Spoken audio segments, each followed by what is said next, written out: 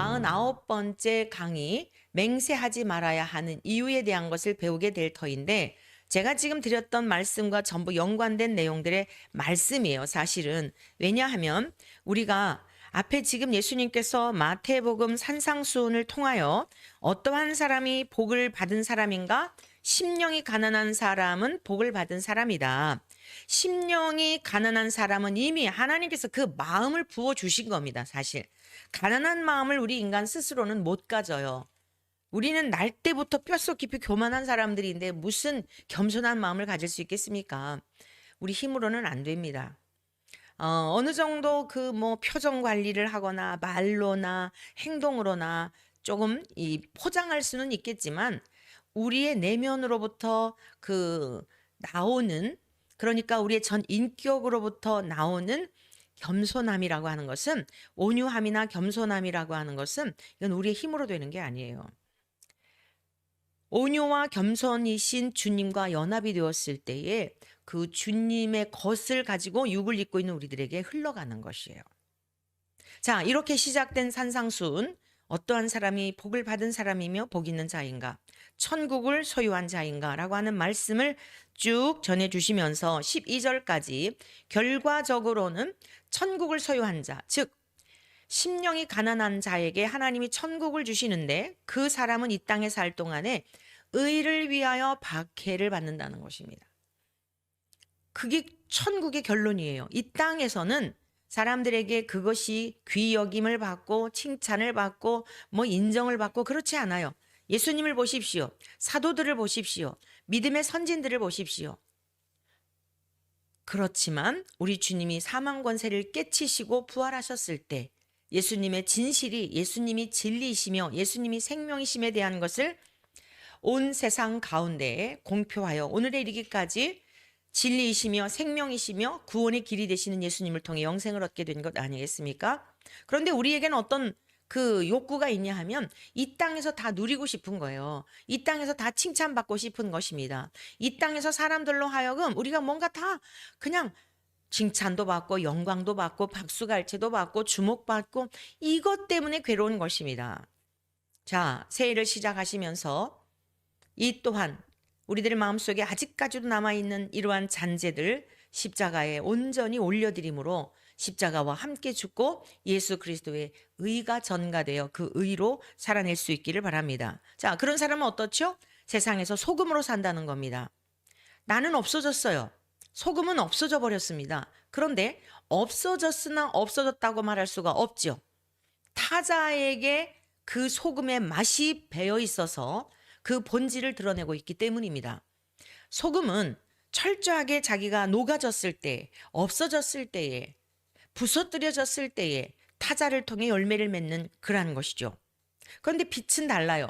빛은 다 드러내게 되고 또 그건 그 보여지는 영향력이겠죠. 소금하고 빛이라고 하는 것은 성분 자체도 다르고 미치는 영향력 자체도 달라요. 중요한 것은 무엇입니까? 반드시 소금도 맛을 내게 되어 있고 빛도 비추게 되어 있다라고 하는 것입니다. 이것이 정령 하나님의 나라가 임한 자들의 삶인 것을 말씀하시면서 그렇다고 한다면 율법을 무시해도 되겠느냐? 율법을 지키지 않아도 되겠느냐? 아니라는 거죠. 내가 율법이나 선지자를 폐하러 온 것이 아니라 오히려 완전하게 하러 오셨다고 말씀하고 계세요. 그러면서 자, 너희들이 그러면 성경을 안다고 하면서 전혀 행하지도 않고 가르친다? 가르치기만 한다? 여러분, 가르치는 자는 더 많이 심판받을 줄 알라고 주님이 경고하셨습니다. 너희 의가 서기관이나 바리새인보다 더 낫지 못하면 결코 천국에 들어가지 못한다고 엄청난 말씀을 하신 겁니다. 그러면서 자, 이웃과의 이제 관계에 대한 걸 말씀하시죠. 하나님과 나와의 관계성 속에서 어떠해야 되는지를 말씀하셨다고 한다면 이제 이웃의 관계에 대한 걸 말씀하고 있는 거예요. 그러면서 옛사람에게 말한 바 살인하지 말라 하였다는 것을 너희가 들었으나 그 정도가 아니라는 거예요. 살인하면 이는 이로 눈은 눈으로 그 정도가 아니라는 겁니다. 나는 너희에게 이르노니 형제에게 노하는 자마다 심판을 받게 되고 형제를 향하여 라카라 히브리어로 욕이거든요. 형제를 향하여 욕하는 자마다 공회에 잡혀가게 되고 미련한 놈이라 하는 자마다 지옥불에 들어가게 된다라고 하면서 이웃과의 관계에 대한 것을 말씀하고 있습니다. 그렇기 때문에 너희들이 지금 예물을 제단에 드리려고 하나님께 예배를 드리려고 했느냐? 그런데 내 형제에게 원망 들을 만한 일이 있는 것이 생각나면 얼른 예물은 거기다 두고 형제와 가서 화목하고 와서 하나님 앞에 예물을 드려라. 자, 이 말씀을 하시고는요. 간음의 문제를 말씀하셨죠? 자, 간음의 문제. 오늘 우리가 배우게 될 말씀은 뭐냐면 맹세에 대한 거예요. 맹세하지 말라는 겁니다. 지금 제가 왜 지금까지 배웠던 말씀을 다시 한번 여러분들에게 정리해서 말씀드리는가 하면 우리의 신앙의 여정은 하나님 앞에서 사는 삶을 훈련하는 거예요. 우리가 의를 위하여 박해를 받을 때에도 하나님이 나를 보고 계신다. 하나님이 알아주시지. 하나님은 기억하실 거야. 내 진심을 아실 거야. 여러분이 믿음이 있지 않으면 못 견뎌요. 견딜 수 없습니다. 우리 모든 삶이 마찬가지예요. 항상 하나님이 나를 보고 계신다라고 하는 마음, 그 믿음으로 살 때 형제에 대하여 미운 마음이 있었다가도 하나님 우리의 생각까지도 감찰하시거든요. 얼른 그 생각을 바꾸어서 하나님 앞에 나와 하나님과의 관계 잘못된 것 없는가라고 돌아보며 회개하고 다시 또 바른 길을 가는 거예요. 오늘 맹세에 대한 것도 마찬가지입니다. 하나님과 우리와의 관계성 속에서 그것이 가장 우선이 되어야 하는 거예요. 성경 전체의 가르침이 뭐라고요? 하나님 사랑. 하나님을 사랑한다는 게 무엇입니까? 계명을 지키는 거예요. 주의 율법을 즐거워하며 주야로 묵상하는 것이 하나님을 사랑하는 증거입니다. 하나님이 나를 보고 계시는데 간음하였다? 간음하는 죄에 빠졌다 할지라도 그 늪에서 결국에는 헤어나오는 거예요. 세상의 쾌락이 주는 기쁨보다 하나님 안에서 누리는 안식과 비교가 되지 않기 때문에 누가 뭐라고 해서가 아니라 여러분 잘못된 길을 갈 수밖에 없는 성향이 있어요. 모든 인생은. 여러분들이 누구를 정죄하고 판단하고 나는 이랬는데 너는 이랬다라고 하는 것도 아직은 여전히 조금일지라도 의가 살아있기 때문이에요. 부부가 갈라진 경우도 마찬가지입니다. 부부가 갈라지고 뭐 간음의 문제 우리가 지난주까지 간음의 문제 지지난주 간음의 문제를 배웠는데 이혼하지 말라. 하나님은 이혼하는 거 기뻐하시지 않아요. 근데 이혼은 했다 그래가지고 어느 한쪽만 100% 일방적으로 잘못했을까요? 아닙니다. 다 일정 부분 9대1인지 8대2인지 5대5인지는 모르지만 다 나름대로 상대방 이야기를 들어보면 억울함이 있고 그럴 수밖에 없었던 이유가 있는 것이에요. 그럼 인생은 다 그래요. 살인죄를 저지른 사람이나 누구를 미워한 사람이나 칼을 휘둘러 그러지 않았어도 미워한 것 자체도 살인했다고 성경은 증언한다니까요. 경고하고 계시잖아요. 그러므로 우리는 철저하게 나에겐 정말 소망이 없구나. 하나님의 은혜가 아니면 구원받을 자격이 없는 인생이구나라는 이 전제를 가지고 여러분이 신앙생활을 하며 마음을 겸비해야지 나는 잘했는데 너 때문에 내가 이렇게 불행하게 된 거야 라고 하는 것은 하나님이 용납하지 않으신다는 말씀입니다. 그러한 맥락에서 맹세도 마찬가지예요. 자, 본문의 말씀 보면 오늘 본문의 말씀 마태복음 5장 33절에서 37절까지의 말씀을 중심하여 배우겠는데 이 말씀은 우리 주님께서 구약에 나와 있는 하나님이 이스라엘 백성들에게 모세를 통하여 명하신 말씀을 인용하시면서 이 성경에는 그 절이 나와 있지는 않지만 그 말씀을 인용하시면서 주님이 우리들에게 필히 너희들이 천국을 소유했느냐? 심령이 가난해서 천국 백성이 되었느냐? 그 복을 받았느냐? 라고 한다면 너희들이 어떠한 삶을 살아야 할지에 대한 것을 구약의 말씀을 차용하셔서 말씀하신 거예요. 레위기 19장 12절에 이와 같은 말씀이 있습니다. 너희는 내 이름으로 거짓 맹세함으로 내 하나님의 이름을 욕되게 하지 말라. 나는 여호와이니라. 너희는 내 이름으로 거짓 맹세함으로 내 하나님의 이름을 욕되게 하지 말라. 나는 여호와이니라. 무슨 말씀이죠? 하나님이 보고 계시고 살아계신다라고 한다면 거짓 맹세할 수가 없어요. 사람들한테 사기칠 수가 없는 거예요. 우리나라에 지금 보이스피싱이 보통 심각한 게 아니더라고요. 별의별 방법을 다 동원하는데 여러분 하나님이 계시다라고 한다면 그럴 수 있을까요? 보는 이가 없다고 생각하기 때문이에요. 살인, 간음 모두 마찬가지입니다. 민수기 30장 2절의 말씀입니다. 사람이 여호와께 서원하였거나 결심하고 서약하였으면 깨뜨리지 말고 그가 입으로 말한 대로 다 이행할 것이니라. 그 외에도 신명기에도 이제 그 맹세에 대한 이런 말씀들이, 서원에 대한 이런 말씀들이 나와 있는데, 제가 두 구절만 여러분들에게 지금 인용해 드렸습니다. 예수님은 이와 같은 구약의 말씀을 인용하시면서 맹세하지 말라고 말씀하셨거든요. 특히 이 본문의 말씀을 하시던 때에 그 유대인들, 하나님을 잘 믿는다라고 하는 유대 종교 지도자들조차요, 맹세를 하고 지키지 않는 일이 아주 허다했다고 합니다. 율법을 잘 지키고 하나님을 경외하는 모든 민족 가운데 선택받은 선민이라고 하는 이런 의식이 강했으면서도 아주 교묘한 말로 맹세해놓고 변명을 하고 피해가고 하는 이러한 일들이 많았다는 거예요. 지금은 안 그래요? 이 시대는 안 그렇습니까?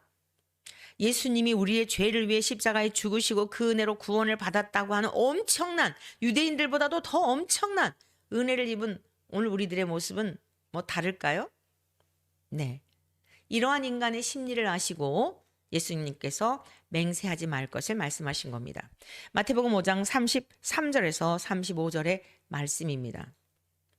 또 옛 사람에게 말한 바 헛 맹세를 하지 말고 내 맹세한 것을 주께 지키라 하였다는 것을 너희가 들었으나 나는 너희에게 이르노니 도무지 맹세하지 말지니 하늘로도 하지 말라 이는 하나님의 보좌임이요 땅으로도 하지 말라 이는 하나님의 발등상임이요 예루살렘으로도 하지 말라 이는 큰 임금의 성임이요.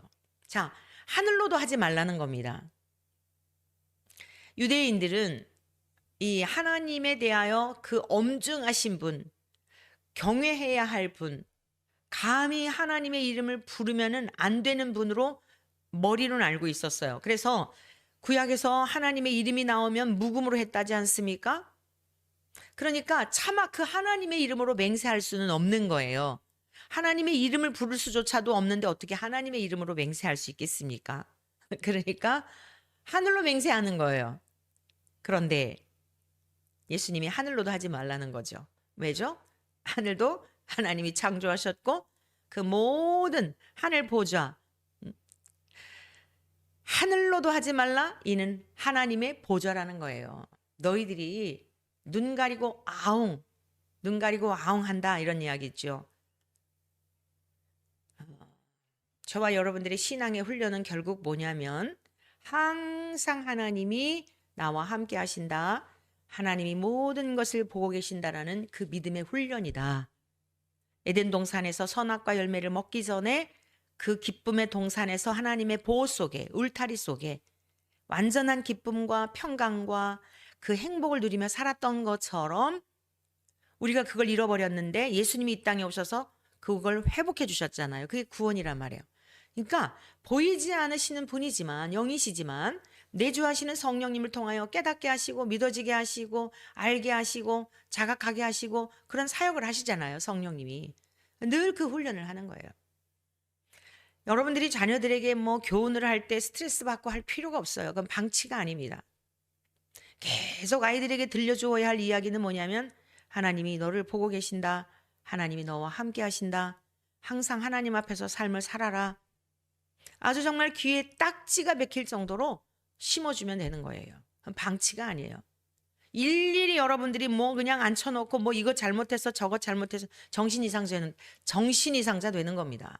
아이들이 그렇다고 고쳐지지 않아요. 어느 순간 아이들이 하나님이 나를 보고 계신다. 어떤 일탈의 삶을 살 때일지라도 하나님이 나를 보고 계신다.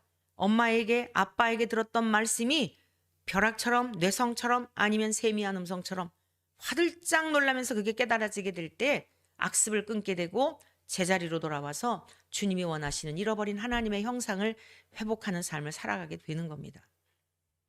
마약을 복용하고 오늘 청소년들의 문제가 매우 심각하잖아요. 중독에 빠지고 심각하잖아요. 부모 자신이 하나님의 말씀으로 길림을 받지 않고 자기의 육적인 생각으로, 혼적인 생각으로 아이들을 틀에 맞추어 가르치려 하기 때문에 아이들을 위선자로 만드는 거예요. 본성 자체가 선한 인간이 아무도 없어요. 아무도 죄를 이길 능력도 없습니다. 오늘 우리 모두가 왜 예수님께서 이렇게 하늘로도 하지 말라. 야, 위선 떨지 마라. 너희들 하나님 안 보이고 하늘로 맹세하면 그게 너희가 지킬 것 같아? 하나님의 보좌야. 그 하늘에 앉아 계시는데 너희들 하는 것 발등상으로 땅으로도 하지 마라. 다시 오실 재림 예수님이 이 땅은 발등상이 된단 말입니다. 그걸 가지고 너희들이 지금 맹세한다고? 진짜 내가 살아있다는 걸 믿느냐? 너희들이 그토록 뼛속 깊이 태중에서부터 하나님이 너희들을 택하시고 하나님이 너희들을 사랑하셨다는 것을 조상적부터 들었던 말씀, 기록된 말씀을 진짜 너희들이 믿느냐? 그러면서 왜 너희들은 그 하나님을 믿는다고 하면서 맹세한 것을 지키지 않지? 너희들이 진짜 하나님이 계신 것을 알고 있다면, 믿고 있다면 어찌 이렇게 변명하고 상황에 따라서 요리조리 피해가며 하나님 앞에 그렇게 망령되이 일컫지 말라고 말씀하신 겁니다. 예루살렘으로도 하지 말라는 거예요. 땅으로도 하지 말고 예루살렘으로도 하지 말고. 예루살렘 하나님의 임재, 구약에서 이제 예루살렘 하면은 시온성 이러면 하나님의 임재 장소 이러한 것들을 의미하죠. 큰 임금의 성이며 그 또한 하나님의 것이라는 거예요. 피해갈 수 없다는 것입니다. 그러면서 때로는 자신을 두고 맹세할 때가 있죠. 내 이름을 두고 맹세해. 전도하다가 보면 또 어떤 분들은 그래요. 나는 당신들이 믿는 그 신을 믿느니 내 주먹을 믿습니다. 이런 분들이 있어요. 정말 용감무지하신 분들이죠. 그 주먹을 가지고 바위를 한번 쳐보라고 하고 싶어요. 그 주먹을 가지고 그 주먹을 믿겠다면 그 주먹을 가지고 바위 한번 쳐봐라. 이토록 우리 인간은 어리석은 겁니다. 그래서 주님이 내 머리로도 하지 말라. 예루살렘으로도 하지 말라. 36절 내 머리로도 하지 말라. 이는 내가 한 터럭도 희고 검게 할 수 없습니다. 흰머리는 노인의 상징을 말하죠. 또 검은 머리는 청년을 의미하죠. 얼마나 세월이 빨리 흐르고 있는지 우리 제 손녀딸이 명절에 와서 그러더라니까요. 할머니, 2033년도가 되면은 제가 20살이에요. 그러더라고요. 그러게요. 그래서 제가 몇 살인가 생각해 봤어요.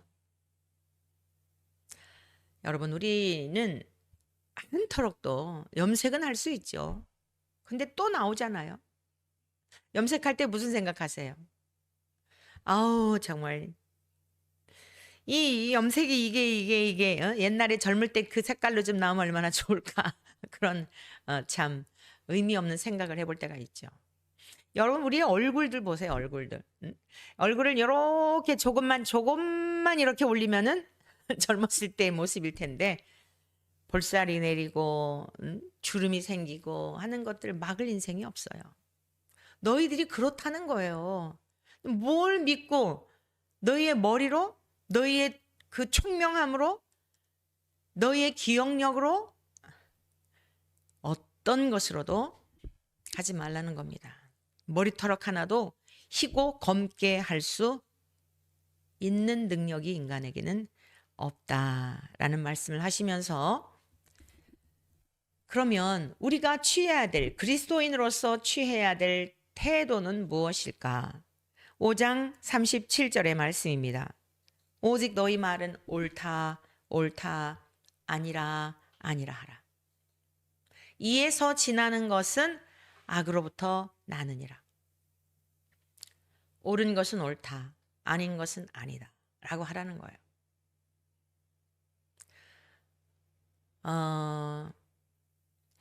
옳은 것은 옳다, 아닌 것은 아니다 라고 하면은요, 관계가 굉장히 어려워요.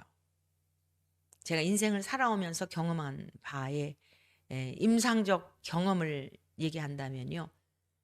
아닌 것이어도 그냥 눈 감고 중립적 입장에서, 그걸 중립이라 그러죠. 가만히 있으면 피곤할 일 전혀 없습니다. 양쪽의 사람들에게 싫은 소리 들을 일이 전혀 없어요. 지금 제가 하고 있는 일이 뭐죠? 옳은 것은 옳다, 아닌 것은 아니다라고 말하지 않으면 피곤하게 살 이유가 없습니다. 근데 우리의 신앙이 뭡니까? 천국과 지옥이 분명히 있잖아요. 연옥 없습니다. 중간지대 없어요.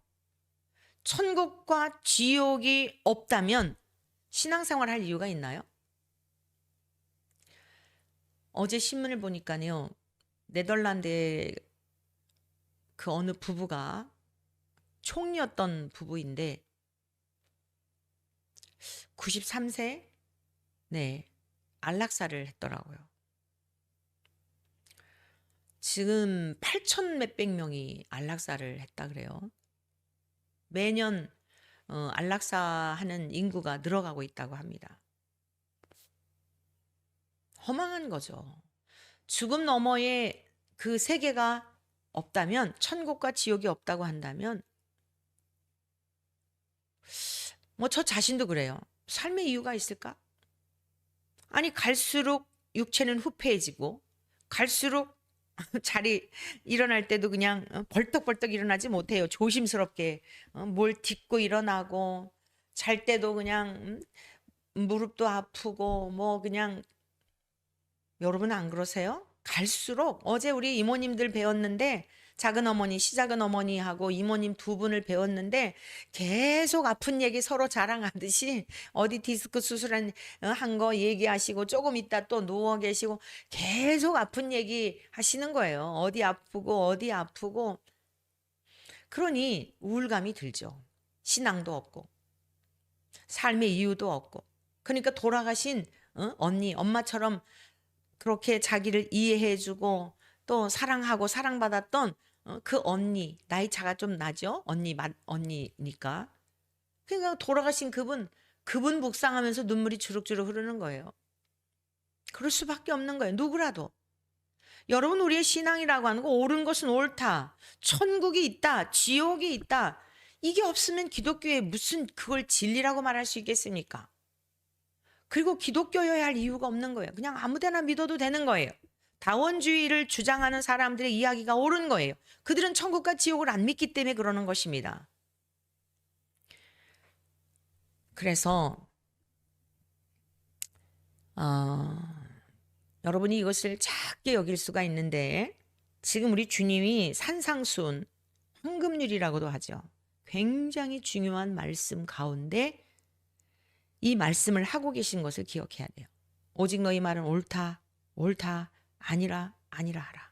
이에서 지나는 것은 악으로부터 나느니라. 야고보서에도 이와 같은 말씀이 있어요. 5장 12절의 말씀입니다. 내 형제들아, 무엇보다도 맹세하지 말지니 하늘로나 땅으로나 아무 다른 것으로도 맹세하지 말고, 오직 너희가 그렇다고 생각하는 것은 그렇다 하고 아니라고 생각하는 것은 아니라 하여 정죄 받음을 면하라. 무슨 뜻이죠? 옳은 것은 옳다, 아닌 것은 아니라 하지 아니하면 정죄 받는다는 것입니다. 그냥 넘어가시지 않는다는 거예요. 이사야 5장 18절에서 24절의 말씀 보시겠습니다.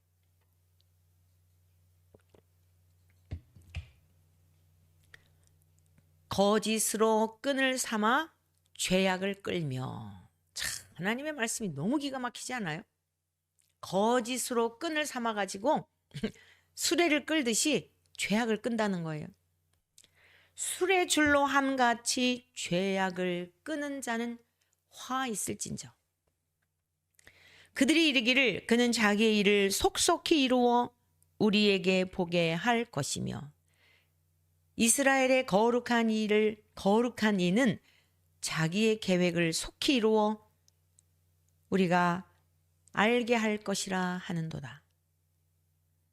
거짓으로 끈을 삼고 죄악으로 끌며 수레로 줄을 함같이 죄악을 끌면서 하나님에 대하여 멸시하는, 하나님의 존재하시고 하나님이 보고 계시고 하나님이 듣고 계신다는 것을 안다면 어떻게 거짓으로 끈을 삼죠? 어떻게 수레에다가 줄을 매다는 것 같이 죄악을 끌면서 그 길로 인도하죠? 그리고는 하나님이 말씀하신 것을 변개해서 자기들의 생각으로 사람들을 미혹할 수가 있을까요? 20절 보실까요? 악을 선하다 하며 선을 악하다 하며 흑암으로 광명을 삼으며 광명으로 흑암을 삼으며 쓴 것으로 단 것을 삼으며 단 것으로 쓴 것을 삼는 자들은 화 있을진저.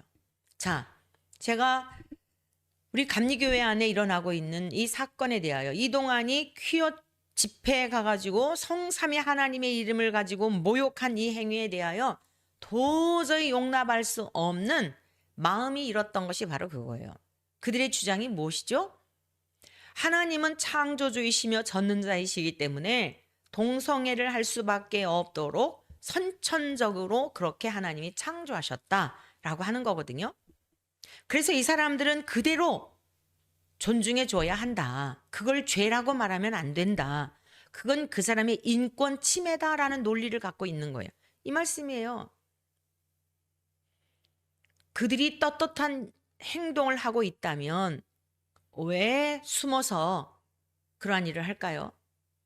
에이즈병이 대부분 동성애를 통해서 이 남성 간의 그 성교를 통해서 동성애는요, 사랑이 아닙니다. 동성애는 이 이성 간의 사랑의 감정에 의한 것이 아니라 온전히 성적 일탈이에요.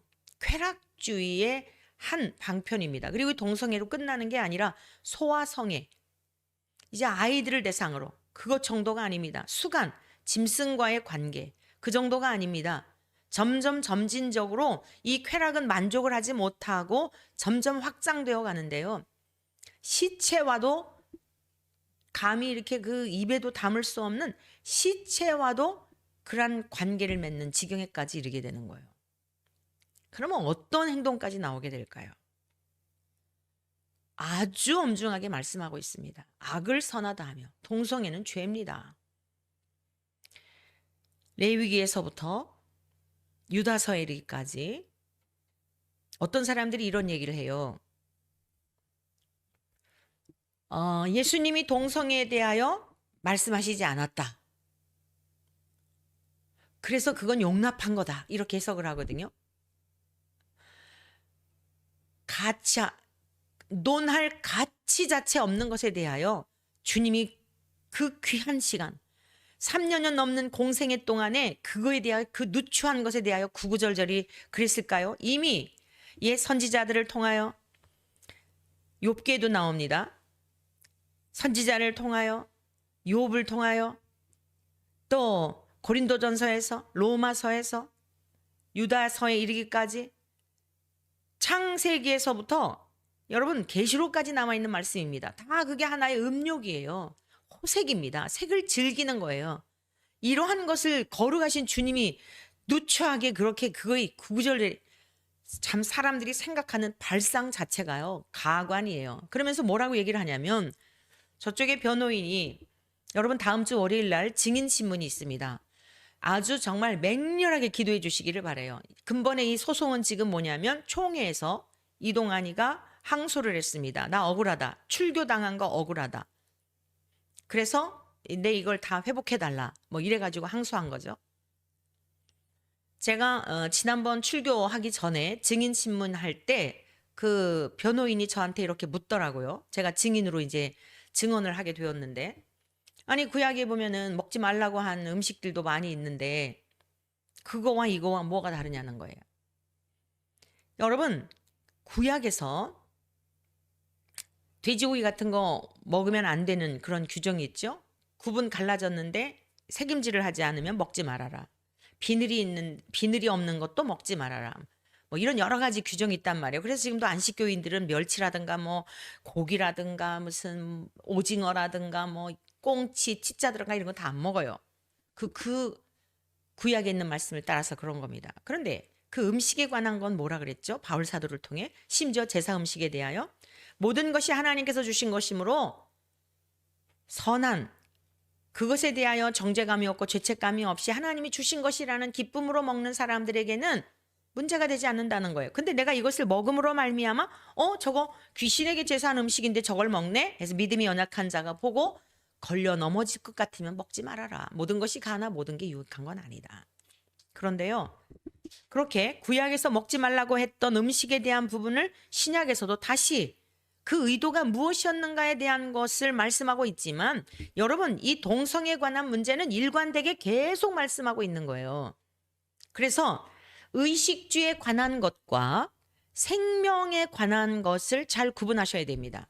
음식은 우리가 일상에서 사는 동안에 필요한 그냥 육체를 위한 거예요. 그래서 그것은 팔레스틴 지역에 냉장고도 없고 냉동실도 없고 그 열악한 환경에서 돼지고기가 부패해가지고 여러분 우리가 얼마든지 상식적으로 생각해 보아도 그 어떤 시대적 배경 속에 이걸 또 상황윤리라 그러죠. 상황윤리라고 하는 그럴싸한 이름을 가지고 또 지금 이 시대에도 동성애가 어쩌고 저쩌고 해서 상황에 따라 용납해 줘야 한다라고 하는데 기준이 있다는 말씀이에요. 기준. 상황에 따라서 바뀌는 많은 내용들의 말씀이 있습니다. 구약에도. 예를 들어서 남자가 여자 옷 입지 마라. 여자가 남자 옷 입지 말라. 그리고 밭에다가 두 종류의 씨앗을 함께 뿌리지 말라. 여러분 아사기 고추 보세요. 아사기 고추. 그 구약의 말씀에 보면은 그런 거 만들면 안 되는 거예요. 고추하고 오이하고 함께 이렇게 교배해가지고 이것도 아니고 저것도 아니고 오이 맛인가 고추 맛인가 이런 거 성경에서 다 금한 거예요. 근데 이건 뭐라고요? 의식주에 관한 거예요. 우리의 먹음에 관한 거예요. 시대적 상황 속에서 그것이 점점 발달이 되고 어떤 여러 가지 이유 때문에 그건 가능하지만 그런 거에 대해서는 더 이상 언급이 없잖아요. 신약에 와서. 오히려 명쾌하게 바울을 통하여 모든 것이 가나 유익한 것은 아니니까 내가 이걸 먹음으로 말미암아 영혼을 구원하지 못하고 실족한다면 먹지 마라. 이렇게 단호하게 이야기하고 있으나 동성애는 어때요? 계속 일관되게 얘기하고 있어요. 핵심적인 게 뭡니까? 마음에 하나님 두기를 싫어하기 때문에 하나님께서 그 정욕대로 내버려 두어서 알았어. 니들 하고 싶은 대로 해. 방임의 상태인 거거든요. 목사가 뭘 해야 돼요? 동성애 하는 것은 악한 거야 라고 해야 되는데 악을 선하다 하고 있다는 말씀입니다. 하나님을 경외하고 공경하는 것이 인간의 기본이야. 뼈를 깎는 고통이 있다 할지라도 동성애를 끊어야 돼 라고 가르쳐줘야 한다는 거예요. 그런데 그들은 뭐라고요? 흑암으로 광명을 삼으며 광명으로 흑암을 삼으며 쓴 것으로 단 것을 삼으며 쓰디쓴 죄악의 그 맛, 그 단맛을 가지고 결국엔 어떻게 될까요? 쓰디쓴 영원한 형벌에 이르게 되는데 이러한 것들에 대한 것을 가르쳐주지 않는 이러한 자들을 향하여 화 있을진저. 스스로 지혜롭다 하며 스스로 명철하다 하는 자들은 화 있을진저. 그리고서는 성경들을 다 재해석하죠. 그리고 삼위일체 하나님이 이 동성애다. 동성애적 관점에서 그 삼위일체를 해석해야 된다. 예수님도 동성애자였다. 여러분 어떻게 이런 아주 이 사악한 이러한 이야기를 하는데도 어떻게 침묵할 수가 있죠? 옳은 것은 옳다, 아닌 것은 아니라. 저도 그런 얘기 많이 들었어요. 박 목사 너무 그렇게 그러지 마라. 어떻게 그렇게 성경대로 다 살아. 목사들이 그런다니까요. 그건 아니죠. 스스로 지혜롭다 하며 스스로 명철하다 하는 자들은 화 있을진저. 하나님의 말씀이 기준이 되어야 합니다. 아닌 것은 아닌 거예요. 포도주를 마시기에 용감하며 독주를 잘 빚는 자들은 화 있을진저. 그들은 뇌물로 말미암아 악인을 의롭다 하고 의인에게서 그 공의를 빼앗는도다. 이로 말미암아 불꽃이 그루터기를 삼킴같이 마른 풀이 불 속에 떨어짐같이. 여러분 마른 풀이 불 속에 떨어지면 어떻게 될까요? 타버리지 않겠어요? 그들의 뿌리가 썩겠고 꽃이 티끌처럼 날리리니. 꽃은 아름다움, 영광 이런 걸 상징하잖아요. 이동안이 아주 영웅이 됐죠. 아주 영웅이 됐습니다. 아주 그냥 또 후원금들 들어오죠. 와, 그 사람들 진짜 대단해요. 그 항소한다고 그 비용 모금하는데 며칠 되지도 않았는데 고만 걷겠습니다 이러더라고요. 모금이 다 됐습니다. 한 4천여만 원 이래저래 해가지고 꽤 많이 들었더라고요. 지난번 했던 거 또 다시 항소하고 어쩌고 저쩌고. 근데 1,300 몇 명이 후원을 하고요. 단체가 수십 개의 단체가 거기 이름이 쫙 나와 있는데 그런 거예요. 그래서 이제 그만하세요. 다 모금되었습니다. 재판 비용만 모금됐겠어요? 대단합니다. 네. 악의 세력들은요, 대단해요. 선한 일을 위해서는요, 관심이 없습니다. 네. 선한 일을 위해서는 빚지고 살 각오를 해야 돼요. 네. 그들이 만군의 여호와의 율법을 버리며 이스라엘의 거룩하신 이의 말씀을 멸시하였습니다. 자, 그 결과 어떻게 되올까요? 그 결과는 무엇일까요? 하나님의 이름을 멸시하고 능멸하고 악을 선하다 하고 선을 악하다 한 그 인생들에 대하여 이사야 5장 25절입니다. 그러므로 여호와께서 자기 백성에게 노를 바라시고, 지금 앞에 말씀드린 이사야 선지자가 말씀드린 그 대상들이 누구예요? 이스라엘 백성들이에요. 많은 민족 가운데 택함 받은, 그렇게 애지중지 여겼던 그 백성들이 하나님 앞에 그렇게 방자히 행한 것입니다. 그 백성들에게 노를 바라시고 그들 위에 손을 들어 그들을 치신지라. 산들은 진동하며 그들의 시체는 거리 가운데 분토같이 되었도다. 그럴지라도 그의 노가 돌아서지 아니하고, 얼마나 하나님이 마음이 상하셨으면 그럴까요? 장차 이스라엘 백성들이 우상을 숭배하고 세상에 도울림이 없는 인생들을 의지하고 이웃 나라에 조공물을 갖다 주며 하나님을 의지하지 않는 그 백성들이 장차 바벨론의 포로로 잡혀가 받게 될 그 심판에 대한 것을 말씀하셨는데 이후에 그대로 다 되어졌죠. 근데 얼마나 하나님의 마음이 상하신지 노가 돌아서지 아니하였고 그의 손이 여전히 펼쳐져 있느니라. 하나님을 멸시한 결과는 심판밖에 없습니다. 그러나 오늘 우리가 이렇게 살아있음이 감사한 건 뭐죠?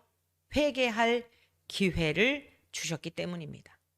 이동환이를 비롯해서 주변에 있는 목사들이며 신학자들이며 많은 사람들도 마찬가지예요. 단 한 영혼이라도 정말 무엇이 진리인지, 진짜 누가 누구를 위한 것인지 분별할 수 있는 은혜가 있기를 우리는 우리의 생명, 그들의 생명 다할 때까지 하나님의 긍휼하심을 위해서 기도해야 할 것입니다. 아울러 저와 여러분들도 남의 일로 생각하지 말고, 그들만의 이야기가 아니라 우리는 그들과 같은 죄를 짓는 것은 아니지만 우리의 삶 속에서 내밀하게 우리에게 가르쳐 주시는 성령님 앞에 불순종하는 죄의 씨앗들이 자라고 있는 것은 아닌지, 작은 것일지라도 작게 여기면 안 됩니다.